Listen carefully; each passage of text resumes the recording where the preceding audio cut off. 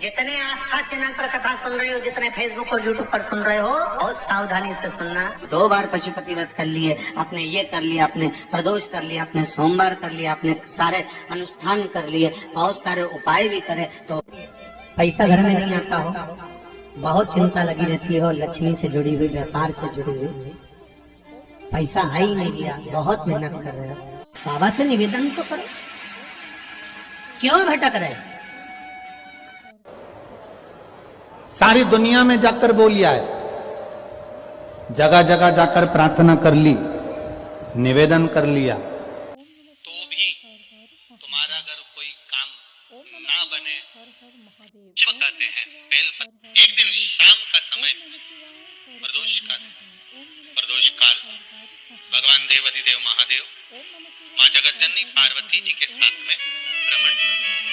देखिए, अगर प्रदोष का व्रत नहीं कर सकते, प्रदोष के दिन आप व्रत नहीं कर सकते, मान लो आपसे भूखा नहीं रहा जाए, प्रदोष का व्रत नहीं कर सकते, प्रदोष के दिन आप भूखे नहीं रह सकते, मंदिर भी नहीं जा सकते, दिया भी नहीं लगा सकते, तो शिव महापुराण की कथा कहती है कि प्रदोष के दिन, प्रदोष काल में अपने ही दरवाजे के पास देवाधिदेव महादेव का स्मरण कर लक्ष्मी की वृद्धि के, कार्य सिद्धि के, संपदा को प्राप्त करने के आप अपने ही दरवाजे के पास में एक दीप लगा सकते।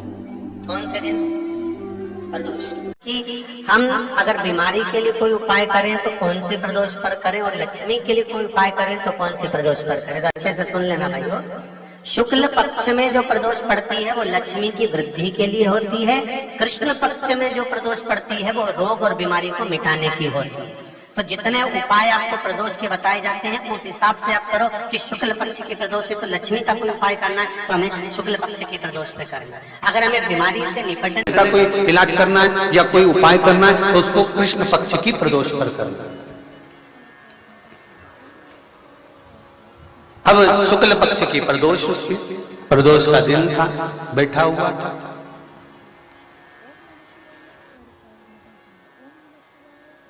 मान लो अगर कहीं कोई नौकरी के लिए अप्लाई कर रहे हैं, लॉकडाउन में सर्विस छूट गई, कई लोगों की छूट गई,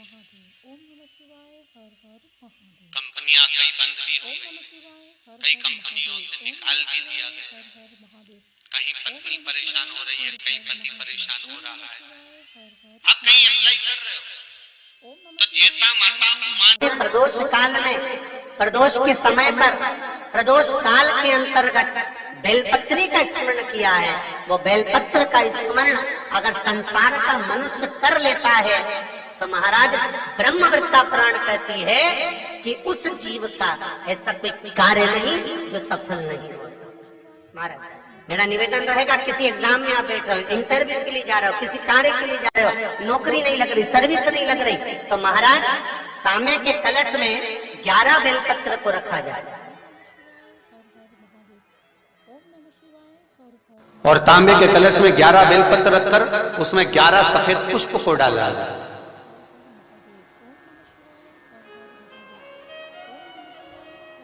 लाल चंदन घिसकर कटोरी में लेकर जाइए। प्रदोष के दिन, उसके दिन शंकर के शिवलिंग पर लाल चंदन लपेटने से पहले शंकर की जो जलाधार,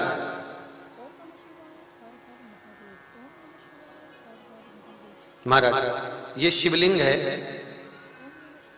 ये शिवलिंग है और ये पूरी गोल और ये चरण, ये जलाधार है, ठीक है।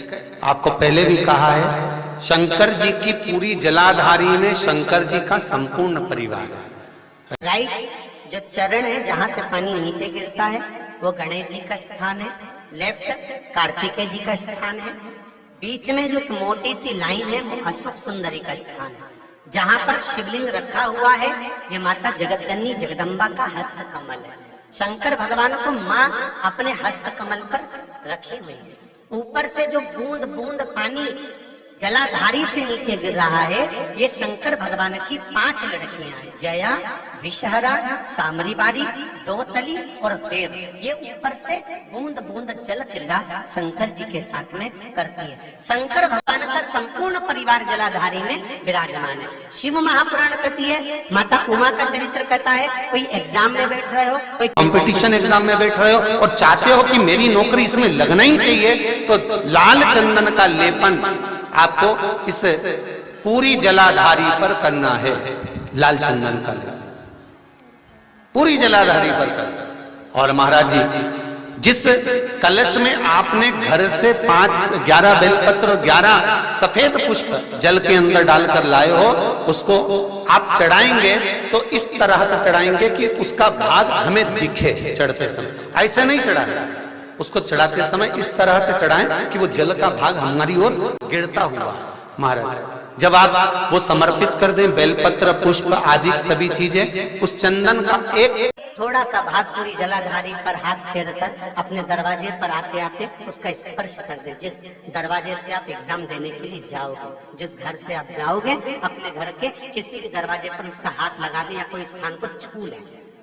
जिसको आप दरवाजे को खोलकर दरवाजे को स्पर्श कर या दीवार को छूकर या अलमारी को छूकर, जिसको भी छूकर आप जाओगे, उसका स्पर्श कर लेना।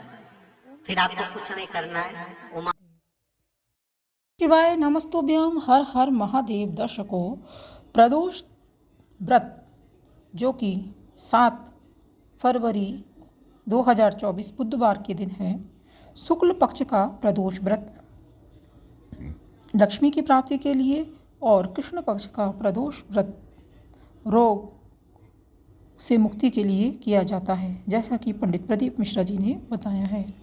प्रदोष तिथि की शाम को पहले घर के मंदिर में शुद्ध घी का दीपक जलाते हैं, तो इससे आपके घर में लक्ष्मी का वास होगा।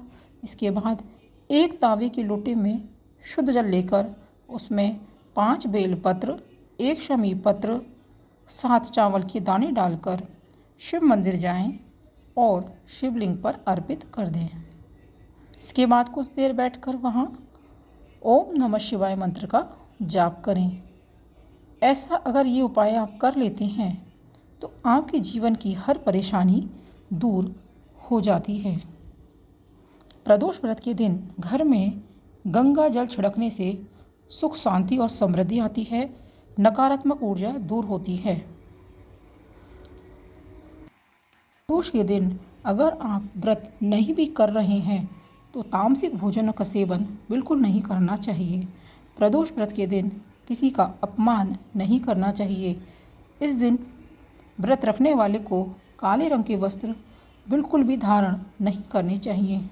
प्रदोष व्रत में किसी से क्रोध ना करें। प्रदोष व्रत के समय आप भगवान शिव की ज़्यादा से ज़्यादा आराधना करें। प्रदोष व्रत रखने से उम्र लंबी होती है, स्वास्थ्य बढ़िया रहता है, घर में सुख शांति का आगमन होता है, भगवान शिव का आशीर्वाद प्राप्त होता है और जीवन में जो भी परेशानियां आपको चल रही है उससे छुटकारा मिलता है, तनाव से मुक्ति मिलती है। इसलिए भक्तजनों, प्रदोष व्रत का अपना अलग ही महत्व है। भगवान शिव की कृपा प्राप्ति के लिए प्रदोष व्रत अवश्य रखना चाहिए। दर्शकों, आपको यह जानकारी पसंद आई है तो इस वीडियो को ज़्यादा से ज़्यादा लाइक कीजिएगा, शेयर कीजिएगा और कमेंट बॉक्स में हर हर महादेव अवश्य लिखिएगा। अगर आप चैनल पर नए आए हैं तो चैनल को सब्सक्राइब करना बिल्कुल ना भूलिएगा। मिलते हैं अगले वीडियो में। ओम नमः शिवाय, हर हर महादेव। ओम नमः शिवाय, हर हर महादेव। श्री शिवाय नमस्तुभ्यम। श्री शिवाय नमस्तुभ्यम।